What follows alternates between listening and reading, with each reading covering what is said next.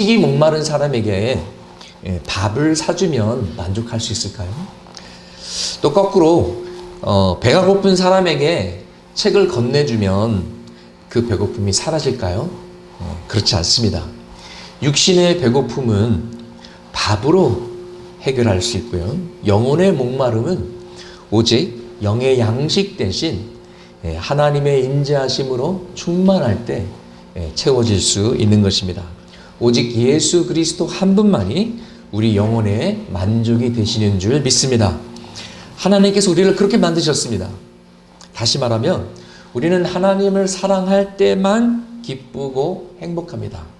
엉뚱한 것들을 사랑할 때 우리는 만족과 기쁨을 얻을 수가 없습니다. 결국 하나님께서 우리에게 명령하신 것들, 주님을 사랑하라, 서로 사랑하라, 이 명령들은 우리가 잘되고 행복하고 기쁘고 우리의 축복을 위한 것입니다. 우리는 그렇기 때문에 하나님을 사랑해야 되고 하나님이 사랑하시는 것들을 사랑해야만 됩니다. 세상의 영혼들은 사랑하되 세상의 가치관들은 사랑하지 말아라. 그것들은 우상이 되는 것뿐만 아니라 우리 영혼을 망가뜨리고 또 우리가 하나님께 나아가지 못하게 막으며 우리를 결국 불행으로 떨어뜨릴 것입니다. 우리가 세상적인 가치관들, 즉 돈과 권세와 성, money, power, and sex, 이 세 가지로 상징되는 물질주의, 쾌락주의, 이 나르시시즘을 피할 때 우리가 조심해야 될 것은 극과 극을 피해야 되는데요. 한쪽은 이제 이 세상적인 세속적인 가치관에 푹 빠지는 것이고 한쪽은 이원론에 빠지는 것입니다. 이원론은 영적인 것만 선하고 육적인 것, 육체에 속한 것은 다 악하다라고 잘못 주장하는 것입니다. 지난 주일에 하나님께서 창조하신 모든 것은 그 자체는 선하다고 그랬습니다. 성은 섹스는 그 자체는 악하지 않습니다. 선하고 거룩합니다. 그러나 결혼이라는 그릇에 담아야 됩니다. 그래야 서로가 서로에게 상처를 주지 않고 다치지 않고 또 자녀들이 가장 안전한 환경에서 태어나서 성장할 수 있는 것입니다. 이혼론의 잘못된 생각, 영적인 것만 선하고 육신의 것들, 세상의 것들은 모두 악하다. 이렇게 주장하는 사람들은 교회는 사회 정의를 외치면 안 된다고 잘못 생각하게 됩니다. 그리고 사회복지 같은 일에 관심이 없습니다. 어떤 목사님은 심지어 왜 교회가 정부가 해야 할 일들을 나서서 해야 되냐고 말씀을 하셔가지고 제가 개인적으로 큰 충격을 받았던 기억이 있습니다. 여러분, 초대교회는 복음만 선포하지 않았습니다. 가난한 자들을 돌봤습니다. 과부들을 챙겼습니다. 급식 시스템을 운영하다가 문제가 있어서 7 집사들을 세운 것을 우리는 기억하고 있습니다. 이방인 교회들도 구제 헌금에 참여했고 사도 바울이 그 헌금을 직접 가지고 예루살렘에 전달하기도 했습니다. 예루살렘 교회도 자기 집과 땅까지 팔아서 그들 가운데 부족한 자가 없게 함을 우리는 사도행전 기록을 통해서 잘 알고 있습니다. 여러분, 선교 현장에 나가 보십시오. 선교사님들이 복음만 선포하고 가난에 쪄들어 사는 사람들을 모른 척합니까? 그렇게 해서 선교 사역이 될까요? 우리 선교사님들을 보면은요, 특별히 열악하고 가난한 지역에서 많이 사역하시기 때문에 항상 보면은 퍼주는 사역을 하세요. 뭐 옷도 나눠주고 아이들 장난감도 나눠주고 뭐 공책도 나눠주고 뭐 쌀 나눠주고 콩 나눠주고 마을에 보건소도 세우고 또 보건소가 또 이제 커져가지고 이제 병원이 되고 학교도 세우고 교회만 세우는 것이 아닙니다. 심지어 막 길도 닦고요. 제가 아는 선교사님은 하도 마을에 막 보건소도 세우고 막 길도 막 세우고 그러니까 동네 사람들이 우리 동네 시장이 됐으면 좋겠다고 말할 정도입니다. 여러분, 우리가 교회 다니면은 투표를 안 합니까? 정치에 관심을 두면 안 됩니까? 선하고 좋은 법들을 만드는데 우리 그리스도인들이 앞장서야 되지 않겠습니까? 국민들을 만나든지 전화를 하든지 나라와 국민을 살리는 그런 일들을 요구해야 되지 않겠습니까? 물론 복음을 뒤로 하고 사회 정의만 외치면 교회의 본질을 상실할 수 있습니다. 복음을 뒤로 하고 정치 이야기만 하면 그 교회는 문제가 있습니다. 그러나 복음의 힘으로 우리 사회에서 정의를 구현하는 일을 하나님께서 기뻐하지 않으시겠습니까? 물론 복음의 능력이 빠지면 이 모든 일은 헛수고입니다. 그리고 하나님 나라의 완벽한 정의는 하나님이 오실 때 완성시키실 것입니다. 유언론의 또 다른 잘못은 예술과 문화를 부정적으로 보는 것입니다. 물론 사회에 나쁜 것들이 있기 때문에 골라내야 됩니다. 유교 사상 중에서도 여성들을 이렇게 막 얕보는, 짓밟는 그런 안 좋은 것들이 있습니다. 그런 것들은 우리가 필터링해서 골라내야 됩니다. 그리고 교회가 세상에 뛰어들어서 선한 문화, 기독교 문화, 그리스도의 문화를 창조해야 될 것입니다. 좋은 음악, 좋은 영화, 좋은 책들이 이 세상에 소망을 가져다 줄 수 있고요. 이 세상에 힐링과 이 세상에 감동을 줄 수가 있습니다. 돈만 보고 급히 달려가는 사람들, 분주하게 바쁘게 사는 사람들이 이런 선한 것들을 접하고 잠시 멈추고 인생이 돈 버는 것이 다가 아니구나. 또 자신 안에 있는 영적인 목마름, 사랑의 중요성, 이런 것들을 뒤돌아볼 수 있는 계기를 제공할 것입니다. 어떤 사람은요, 예수를 믿게 된 동기를 이렇게 간증했습니다. 베토벤의 심포니 음악을 듣고서 깊은 감동을 듣고 하나님은 진짜 존재하시는구나. 하나님이 살아계시지 않았다면 이런 감동과 이런 예술이 나올 수 없다. 그렇게 결론을 짓고 결국 예수를 믿게 되었다고 간증을 했습니다. 음악은 영혼의 언어입니다. 하나님이 주신 선물입니다. 그만큼 파워풀한 것입니다. 우리 빌립보서 4장 8절 말씀 함께 읽어보시겠습니다. 마지막으로 형제자매 여러분, 무엇이든지 참된 것과 무엇이든지 경건한 것과 무엇이든지 옳은 것과 무엇이든 선결한 것과 무엇이든 사랑스러운 것과 무엇이든지 명예로운 것과 또 덕이 되고 칭찬할 만한 것이 있으면 이 모든 것을 생각하십시오. 아멘. 교회도 과거에 이원론에 빠져서 결혼하지 않으면 더 거룩하다, 결혼하지 않고 독신으로 살면 뭔가 좀 더 영적이다, 이런 생각을 한 적이 있었습니다. 그래서 산속 깊은 곳에 수도원을 세우고 수도사가 되기도 했고 신부가 되기도 하고 수녀가 되기도 하는 이런 제도들이 있었습니다. 종교개혁을 이끌었던 마틴 루터도 원래 수도사였습니다. 물론 나중에 결혼했습니다. 근데 이제 이 이원론에 빠져서 이렇게 잘못 생각하면 신부님이나 수녀님들은 평생 독신으로 살면서 막 더러운 육신의 관계 이런 거는 멀리 하는데 목사님은 결혼도 하고 섹스도 하고 애도 낳고 뭔가 좀 덜 거룩하고 뭔가 좀 더 세속적이지 않는가, 이렇게 생각하는 것은 잘못된 생각입니다. 우리 디모데전서 4장 1절에서 4절 함께 읽어보시겠습니다. 성령께서 환히 말씀하십니다. 마지막 때에 어떤 사람들은 믿음에서 떠나 속이는 영과 악마의 교훈을 따를 것입니다. 그러한 교훈은 양심에 낙인이 찍힌 거짓말쟁이의 속임수에서 나오는 것입니다. 이런 자들은 혼인을 금하고 어떤 음식물을 먹지 말라고 할 것입니다. 그러나 그 음식물은 하나님께서 믿는 사람과 진리를 아는 사람이 감사하는 마음으로 먹게 하시려고 만드신 것입니다. 하나님께서 지으신 것은 모두 다 좋은 것이요. 아멘. 하나님께서 지으신 것은 모두 다 좋은 것이요. 감사하는 마음으로 받으면 버릴 것이 하나도 없다는 것입니다. 그래서 막 강제적으로 결혼하면 안 돼, 이거 먹으면 안 돼. 이런 종교들은 잘못된 것이라는 것입니다. 하나님께서 이 세상을 선하게 창조하셨고 이 세상을 사랑하셨고 이 세상을 구원하시기 위해 독생자 예수 그리스도를 보내셨습니다. 우리가 구원받는 것은 우리의 영혼뿐이 아닙니다. 여러분, 우리의 몸도 장차 구원받을 것입니다. 우리는 부활의 몸, 영광의 몸을 받을 것입니다. 할렐루야. 하나님께서 우리의 영혼만 사랑하시고 우리의 몸은 미워하시는 것이 아닙니다. 그래, 너 영혼만 하나님 나라에 들어오고 네 몸은 어차피 썩어서 없어질 거니까 그냥 버리고 와라. 이게 아닙니다.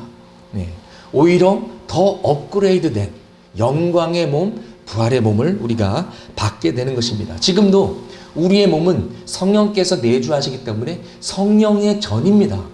그렇기 때문에 우리는 우리의 몸을 함부로 사용하면 안 됩니다. 우리의 몸을 아끼고 잘 돌봐야만 됩니다. 우리는 감정과 우리의 마음을 가지고 전심으로 여호와 하나님을 사랑해야 되고요. 우리의 생각과 우리의 마인드를 가지고 두뇌를 썩이지 말고 신앙서적도 읽고 철학도 배우고 성경도 공부해가지고 우리의 마인드로 우리의 생각으로 여호와 하나님을 사랑해야만 되는 것입니다. 감정만으로 사랑해서는 안 됩니다. 또 우리의 몸으로도 우리의 몸을 잘 아끼고 하나님이 주신 선물이기 때문에 우리의 몸을 함부로 사용하지 않고 새벽 2시에 아무리 컵라면이 먹고 싶어도 조금 참고 잘 몸을 돌봐야만 되는 것입니다. 저는 그 목회 선배 목사님들이 목회는 체력이다 라고 하신 말씀을 요즘 뼈저리게 느끼고 있습니다. 옛날에 젊었을 때는 목회는 영성이지 목회가 체력이다 잘 이해를 못했는데 이제는 이해가 됩니다. 몸이 건강해야 목회도 오래 할 수 있다는 것입니다. 그래서 저도 나름 여러 고민을 하고 있습니다. 저도 뭔가 생활의 변화를 주지 않으면 안 되는 이제 시점에 와 있기 때문에 식단과 운동은 이제 취미로 하는 것이 아니라 생존의 문제가 되어가고 있습니다. 그래서 여러분도 건강하시길 바라고요. 저도 건강하기 위해서 열심히 노력하겠습니다. 우리가 예수님을 따르는 그리스도인이라면 돈에 대해서 어떻게 생각해야 되는지, 육신과 몸에 대해서, 섹스에 대해서, 일에 대해서 어떤 건강한 관점이 필요한지 성경이 말해주고 있습니다. 우리가 이원론을 피해야 돼. 또 세상의 가치관도 피해야 됩니다. 몸 자체는 악하지 않습니다. 오히려 잘 돌봐야 됩니다. 그러나 동시에 쾌락주의에 빠지면 안 되는 것입니다. 이 균형, 이 밸런스를 잘 지켜야 되는 것입니다. 자, 그렇다면 세상의 가치관들이 구체적으로 우리의 영혼을 어떻게 파멸시키고 우리를 노예로 만드는가? 요한 1서 2장 11절에서 말하는 이 세상의 욕망은 16절에 세 가지로 나오고 있습니다. 육체의 욕망과 눈의 욕망과 세상 살림에 대한 자랑이다. 이 세 가지의 가치관, 육체의 욕망은 히드니즘, 쾌락주의고요. 눈의 욕망은 materialism, 물질주의고요. 살림에 대한 자랑은 자기가 가지고 있는 것을 자랑하는 것이고 자기의 학력을 자랑하는 것이고 자기가 하는 일을 자랑하는 것입니다. 자기도취주의 또는 나르시시즘이라고 하죠. 특별히 유명한 사람들이 뭐 인스타그램, 페이스북, SNS에 올리는 사람들을 보면서 이런 모습들을 볼 수가 있습니다. 나는 지금 굉장히 멋있는 사람들과 같이 있어. 유명한 연예인들과 같이 있어. 나 이런 사람이야. 나는 이렇게 좋은 곳에서 이렇게 맛있는 것을 먹고 있어. 이렇게 인증샷을 찍어서 올리곤 하죠. 또 어떤 사람은 나 명품백 또 하나 샀어. 나 이거 정말 귀하기 힘든 신발 샀어. 사진 찍어서 올리죠. 물질주의입니다. 요즘 코로나로 경제가 힘들다고 하지만 샤넬이나 명품 상품들을 파는 곳들은 역대 최고의 수익을 올리고 있다고 합니다. 그리고 계속 가격을 올려도 사람들이 삽니다. 아니, 더 오르기 전에 더 비싸지기 전에 사야 된다는 것을 마케팅 전략으로 사용해서 의도적으로 정기적으로 가격을 올린다고 합니다.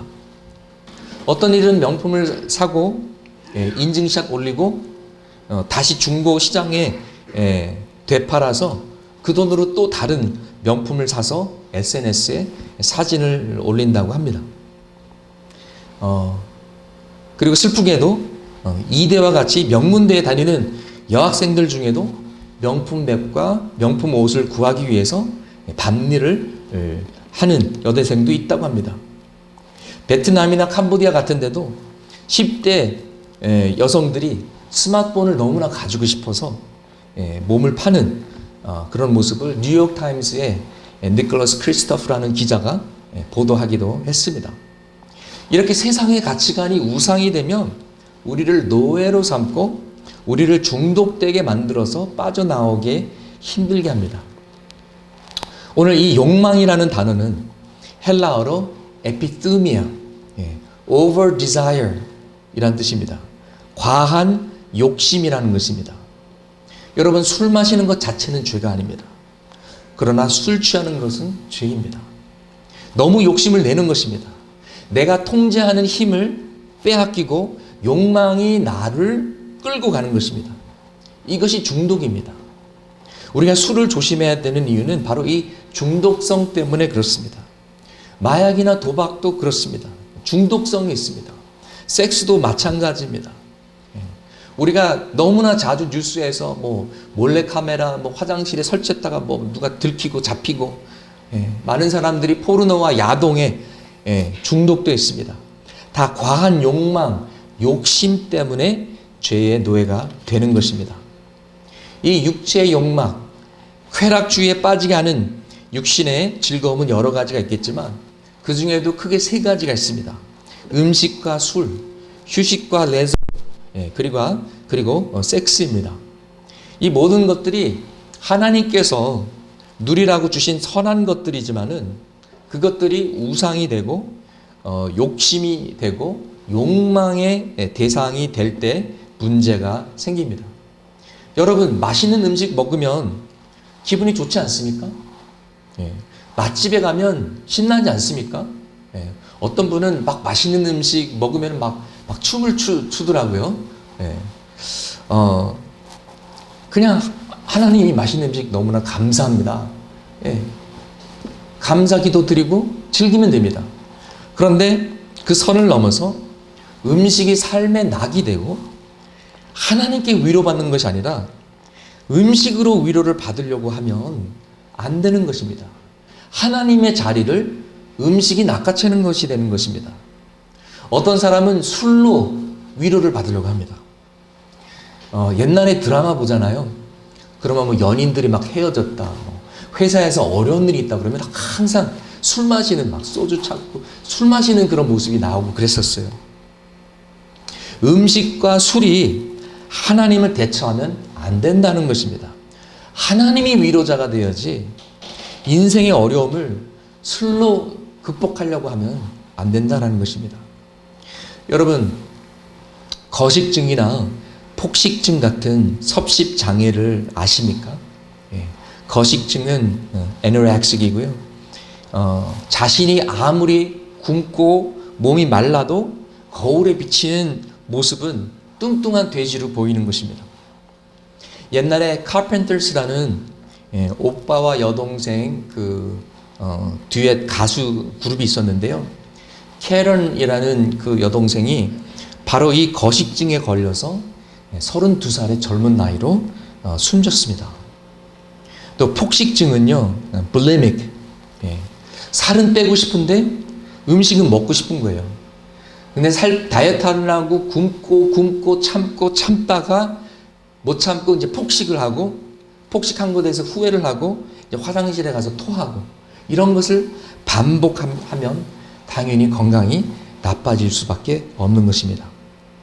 왜 이런 증상들이 나타나는가? 사회가 특별히 여성을 바라보는 이미지가 좀 잘못된 것도 있고요. 그러나 이 세상의 가치관들, 그리고 사람마다 사랑받고 싶고 인정받고 싶은데 그것을 아름다운 외모를 통해서 얻으려다가 하니까 이런 섭식장애 같은 문제도 종종 생기는 것입니다.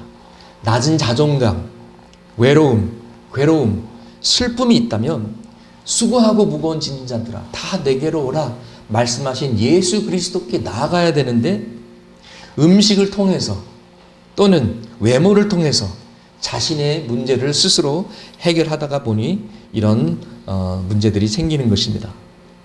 또 요즘 레저 스포츠와 생활에 흠뻑 빠진 사람들이 많습니다.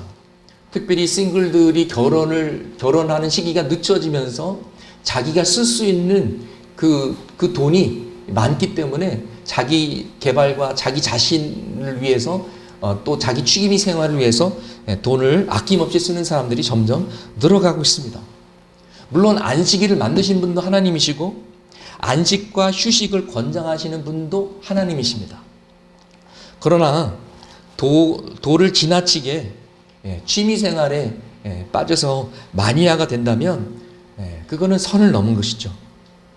어떤 사람은 골프에 푹 빠져가지고 한 달에 200만 원 넘게 쓰는 분도 계시고요. 골프는 이렇게 싼 스포츠가 아닙니다. 어떤 사람은 캠핑에 푹 빠져가지고 자기 차까지 캠핑카로 개조하기까지도 하고요. 어떤 사람은 장난감 수집을 위해서 땅끝까지도 찾아가기도 한답니다. 어떤 사람은 좋아하는 연예인, 좋아하는 가수 덕질을 한다고 하죠. 저도 여행을 참 좋아합니다만은 여행 마니아들은요, 돈만 생기면 해외로 나갑니다. 지금도 아마 코로나 끝나면 해외여행 하려고 벼르고 있는 복수 여행을 벼르고 있는 분들이 꽤 많을 것 같습니다. 결국 하나님께로 흘러가야 할 에너지와 열정과 시간과 돈이 적당한 선을 넘어서 과하게 다른 것으로 갈 때 그것이 우상이 되고 잘못된 사랑의 대상이 되는 것입니다. 그리고 가장 슬픈 것은 주 안에서 하나님 안에서 휴식도 취하고 취미 생활도 하고 여행도 가고 캠핑도 가면 좋은데 주일 예배 빼먹고 캠핑 가고 단기 선교는 안 가도 해외여행은 가고 성경 통독은 안 해도 교보문고에서 책은 꼬박꼬박 사오고 새벽기도 나올 힘은 없어도 골프 라운딩을 위해 새벽 4시에 일어나는 이런 모습들이 결국 나의 영혼을 굶주리게 하고 공허함 속에 지치게 만든다라는 것입니다. 참된 기쁨은 하나님께로부터 찾을 수 있는데 엉뚱한 곳에서 찾고 있는 것입니다. 우리는 하나님 없이는 불행할 수밖에 없습니다. 우상은 우리가 하나님께 나아가지 못하도록 우리의 마음을 납치하는 것입니다. 우리의 관심과 시선을 가로채는 것입니다. 보통 취미생활이나 레저에 푹 빠지는 분들의 대부분의 경우는요, 직장이 재미없어서입니다. 직장에서 만족을 얻지 못하기 때문입니다. 보통 우리는 내가 어떤 일을 해야 인류에 도움이 될까? 이런 질문을 시작으로 직장을 찾지 않습니다. 내가 하나님께 받은 은사가 무엇이며 그 은사를 가지고 어떤 일을 해야 하나님의 나라가 이 땅에 임할까? 이런 질문을 하면서 일자리를 찾지 않습니다. 이런 질문 해본 적도 거의 없고 누가 가르쳐 주지도 않았고 배우지도 못했습니다. 대부분의 경우 그냥 단순하게 나 뭐 먹고 살지? 내가 어떤 일을 해야 돈을 많이 벌 수 있을까? 이런 질문으로 시작했기 때문에 직장과 일터의 최종 목표가 하나님의 영광이나 이웃 사랑과 섬김이 아니라 그저 먹고 사는 문제 해결과 돈이다 보니까 당연히 일터에서 인생의 깊은 의미나 만족을 찾기가 쉽지 않은 거예요. 그러다 보니 주말만 바라보는 겁니다. 주말 레저와 스포츠와 취미생활에 마음을 빼앗기기에 쉽게 되는 것이죠. 일과 영성, faith and work, 우리가 한번 간단하게 다뤘는데요.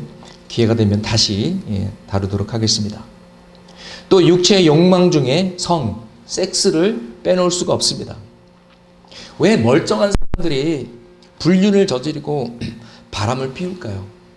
왜 안희정, 박원순, 오거든 이런 정치 잘하던 분들이 왜 한순간에 추락했을까요? 또 한평생 고생해서 고생 끝에 대형교회 부흥을 이루고 목회도 잘 하시던 목사님이 또 한순간에 스캔들에 휩싸이게 될까요? 심지어 하나님과 마음을 합한 사람, 수많은 시편의 예배자 다윗이 왜 불륜을 저질렀을까요? 섹스 이런 얘기는 교회에서 하면 안 돼. 민망스럽고 부끄럽고. 아니요. 성은 우리가 무시하기에는 너무나도 중요한 그런 부분입니다. 권력의 자리에 있는 사람들은 섹스를 통해서 파워를 느끼고, 외로운 사람들은 섹스를 통해서 위로를 받으려고 하고, 친밀함을 목말라 하고, 나이가 들어가는 사람은 섹스를 통해서 젊음을 느끼려고 하고. 여러분, 비아그라 같은 약들이 얼마나 많이 팔리는지 아세요?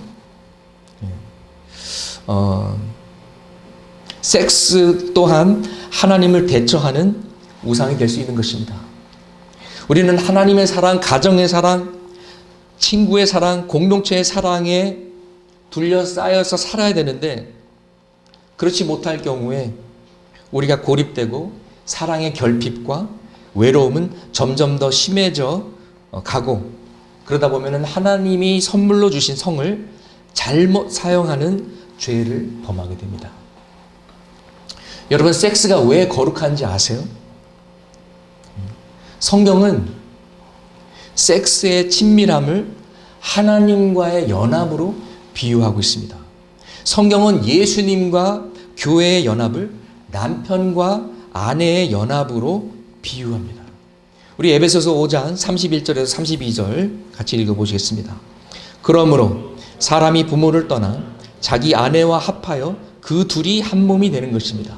이 비밀은 큽니다. 나는 그리스도와 교회를 두고 이 말을 합니다. 부부가 한 몸이 되고요, 한 마음이 되고요. 그러나 인간의 연합은 온전하지 않습니다. 그런데 그리스도와 교회의 연합은 온전할 것이고 더 기쁠 것이라는 것입니다. 섹스의 비밀은 앞으로 장차 임할 완벽하고 온전한 하나님과 우리의 연합을 말하는 것입니다. 결국 결혼 생활 친밀함과 기쁨과 연합보다 더 큰 기쁨, 더 깊은 친밀함, 더 온전하고 완벽한 연합이 있는데, 그것이 바로 그리스도와 교회의 연합이라는 것입니다. 그렇기 때문에 섹스는 거룩한 것이고 결혼이라는 울타리 안에서 지켜야 되는 것입니다. 언약의 관계에서만 즐겨야 되는 것입니다. 그런데 결혼 밖에서 섹스를 통해서 쾌락을 찾는 행위는 그리스도와의 연합의 기쁨을 모르기 때문에 엉뚱한 곳에서 답을 찾는 것입니다. 정말 불쌍한 것이죠. 요즘 젠더 이슈와 성 정체성이 사회적 이슈가 되고 있습니다. 모든 사람의 인권은 존경받아야 됩니다. 그러나 하나님께서 만드신 창조 질서를 뒤집는 것은 잘못된 것입니다. 한 남자와 한 여자가 결혼해서 부부가 되고 가정을 세우는 것은 하나님께서 만드신 창조 질서를 따르는 선한 것입니다. 인권과는 또 다른 문제입니다. 자신들을 성소수자라고 부르는 이들은 자신의 성 정체성을 정당화하기 위해서 법도 바꾸려고 하고, 가정의 정의도 바꾸려고 하고, 성전환 수술로 몸도 바꾸려고 하고, 또 트랜스젠더들을 위해서 군대 법도 바꾸려고 하고, 올림픽 규칙도 바꿔서 남자였던 사람이 여성 그 시합에 나가기도 하고, 화장실도 바꾸려고 하고, 교회도 바꾸려고 합니다. 심지어 성경 말씀까지 바꾸려고 합니다. 그러나 정말로 바뀌어야 할 대상은 그들이고 그들의 생각이고 그들의 생활 패턴입니다. 저도 때로는 여러분과 같이 그들을 향해서 동정심을 느낍니다. 그리고 혐오는 분명히 잘못된 것입니다. 그러나 성경에서 분명히 죄라고 하는 것을 제 마음대로 의미적으로 바꿀 수 없습니다. 불쌍하니까 그냥 봐주자. 그들이 아무리 불쌍해도 하나님의 명백한 말씀을 부인할 수는 없는 것입니다. 그리고 이런 젠더 운동들이 일으키는 한 가지 큰 오류가 있는데, 그것은 섹스와 성 정체성이 인생에서 가장 중요한 가치관으로 부각되는 것입니다. 분명히 성과 성 정체성은 우리 인생에 있어서 매우 중요한 부분입니다. 그러나 그것이 다가 아닙니다. 그것보다 중요한 것들이 더 많습니다. 이것은 마치 금덩어리 1kg가 50원이고 돌덩어리 1kg가 1000만원이라고 값을 붙이는 것과 같습니다. 잘못된 가치관입니다. Life is more than sex. 인생은 섹스가 다가 아닙니다. 인생은 돈이 다가 아닙니다. 인생은 아파트가 다가 아닙니다. 우리는 성을 잘못 사용할 때 비인간적이 되고 하나님의 형상을 상실하게 됩니다. 제가 사는 평택에 평택역을 중심으로 성매매 집창촌이 있습니다. 제가 집에서 평택 통복시장으로 걸어갈 때 걸어가다 보면은 역 골목에 보여요. 예. 처음에는 저게 뭐지? 잘 몰랐어요. 나중에 알게 됐는데, 사람이 사랑 때문이 아니라 돈으로 자기 몸을 팔 때 몸을 파는 사람이나 몸을 사는 사람이나 비인간적이 됩니다. 가장 거룩한 것이 가장 추한 것이 됩니다. It dehumanizes people. 너무나도 슬픈 일이요, 악한 일입니다. 근데 예수님이 이 땅에 오셨을 때 죄인의 친구가 되어주셨고, 특별히 창녀들을 사랑해 주셨고, 세리들도 사랑으로 반겨주셨습니다. 할렐루야. 네. 여러분, 우리가 돈을 벌기 위해서 얼마나 애씁니까? 우리가 잘 보이기 위해서 얼마나 애씁니까? 예. 뭐 성형수술까지는 아니더라도 우리가 화장품, 옷, 예, 신발, 이것저것 투자하는 것이 얼마나 많습니까?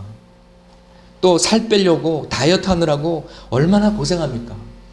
그런데 외형주의는 키 크고 눈 크고 얼굴 작고 몸매가 날씬하고 이런 것에 그치는 것이 아니라 학위와 스펙으로 이어집니다. 그러다 보니까 우리 한국 사회에서는 가짜 학위도 많고요, 허위 이력서 내용도 많고요, 심지어 12살, 13살짜리가 교수된 부모의 백으로 대학원 연구 논문에 저자로 이름을 올리기는 하는 일들도 벌어집니다. 인생 살림에 대한 자랑, 이생의 자랑은 결국 내가 소중한 사람이야, 내가 중요한 사람이야 라는 것을 강조하기 위함입니다. 교만입니다. 내가 박수받고 싶고 사랑받고 싶고 인정받고 싶고 관심과 존경을 받고 싶은 것입니다. 결국 영광에 대한 목마름입니다. 그런데 영광은 학위나 지위나 스펙이나 은행 계좌에서 찾는 것이 아닙니다. 영광은 오직 하나님으로부터 얻을 수 있습니다. You were created for glory. 데살로니가 후서 2장 14절 말씀에 이를 위하여 우리의 복음으로 너희를 부르사 우리 주 예수 그리스도의 영광을 얻게 하려 하심이니라. 아멘. 하나님께서 우리를 구원하셔서 우리에게 영광을 주시려는 것이 하나님의 뜻입니다. 우리는 하나님의 영광을 위해 지음 받았기 때문에 우리의 모든 목마름, 우리의 모든 허전함, 공허함, 이것은 결국 하나님의 인자하심을 위한 목마름이요, 하나님의 영광을 향한 울부짖음인 것입니다. 그렇기 때문에 영광은 예수 안에 있고, 우리가 이 세상에서 영광을 찾으려는 것이 아니라 예수 안에서 영광을 찾아야 할 것입니다. 자, 그럼 어떻게 세상의 가치관에서 벗어나서 하나님의 가치관, 기독교 세계관으로 살 수 있을까요? 어떻게 하나님의 관점, 영원한 관점으로 살 수 있을까요? 답은 하나님의 사랑입니다. 다음 주에는 하나님을 사랑한다는 모습이 구체적으로 어떤 모습인가 한번 살펴보도록 하겠습니다. 요한 1서 2장 15절에 세상을 사랑하면 아버지의 사랑이 그 안에 있지 않다고 했습니다. 서로 상호 반대되는 가치관입니다. 세상 사랑과 하나님 사랑이 절대로 같이 갈 수 없는 것입니다. 돈을 사랑하고 쾌락을 사랑하고 자신을 사랑하는 것은 사랑의 대상이 잘못된 것입니다. 불행과 멸망으로 가는 길입니다. 요한일서 2장 17절에 이 세상도 그 정욕도 지나가되 오직 하나님의 뜻을 행하는 자는 영원히 거하느니라. 이 하나님의 뜻을 행하는 자를 다른 말로 바꾸면요, 하나님을 사랑하는 자는 영원히 거하느니라. 또 영원한 관점으로 사는 자는 영원히 거하느니라. 이렇게 읽어도 그 의미는 크게 달라지지 않습니다. 오늘 요한일서 4장 본문에서 행복의 비결이 나타납니다. 하나님을 사랑하는 것이요, 서로 사랑하는 것입니다. 사랑에 투자하는 것입니다. 잘못된 사랑의 대상을 사랑하는 것을 피할 수 있는 비결은요, 하나님을 사랑하는 것이고 서로 사랑하는 것입니다. 진정한 기쁨과 행복을 누릴 수 있는 방법은 사랑하면서 사는 것입니다. 사랑의 시간과 돈과 에너지를 투자해야만 되는 것입니다. 여러분, 한 사람을 향한 최고의 사랑의 표현이 뭔지 아십니까? 복음을 나누는 것입니다. 그리스도의 사랑을 보여주고 전하는 것입니다. 한 사람을 향한 최고의 사랑의 표현은 전도와 선교입니다. 왜냐하면 그 사람이 구원받아서 그 영혼이 잘 되기를 바라는 것이고, 그 사람이 영혼을 어디서 보내는가를 결정하는 중요한 계기가 되기 때문입니다. 여러분이 하나님을 사랑하고 구원받았다면 그것은 누군가가 여러분을 전도했기 때문입니다. 누군가가 여러분을 교회로 초대했습니다. 그렇기 때문에 우리는 교회를 통해서 구원받았기 때문에 교회에 투자를 해야 됩니다. 우리가 전도받아서 구원받았기 때문에 우리도 전도해야 됩니다. 복음에 투자해야 됩니다. 기회가 될 때마다 전도하고 선교하기를 바랍니다. 하나님 아버지의 사랑은 바다와도 같습니다. 우리가 체험한 하나님의 사랑은 불과 시작에 불과합니다. 마치 우리가 바다 앞에 서가지고 종이컵으로 이 바닷물을 딱 뜬다고 우리 종이컵 안에 바다가 들어있는 것은 아닙니다. 그냥 샘플링입니다. 아직도 우리는 그리스도의 사랑이 얼마나 깊고 얼마나 넓고 얼마나 높은지 더 깨달아야 됩니다. 하나님의 사랑을 깨달으면 우리가 평범하게 살 수가 없습니다. 하나님의 사랑을 깨닫게 되면 전도를 안 할 수가 없고요, 선교를 안 할 수가 없고요, 우리 인생을 낭비할 수가 없습니다. 여러분, 우리가 죄를 질 때마다 우리가 하나님 아버지의 마음을 찢는다는 것을 깨달아야 됩니다. 또 하나님 대신 이 세상의 것들을 의지한다면, 하나님 대신 다른 것들로부터 내가 위로를 받으려고 한다면 그것은 하나님을 대처하는 우상을 우리 마음에 두는 것입니다. 그때마다 하나님은 슬퍼하십니다. 하나님의 마음이 얼마나 찢어질까, 얼마나 가슴 아파하실까. 이 마음을 조금이라도 이해한다면 우리는 비로소 하나님의 사랑을 조금씩 깨닫기 시작한 것입니다. 우리는 아버지의 사랑이 충만할 때 비로소 세상의 욕망들을 물리칠 수 있습니다. 우리가 더 이상 그것들을 위해서 살지 않고 아버지의 사랑 안에 아버지의 영광을 위해 살기를 소망합니다. 함께 기도하시겠습니다.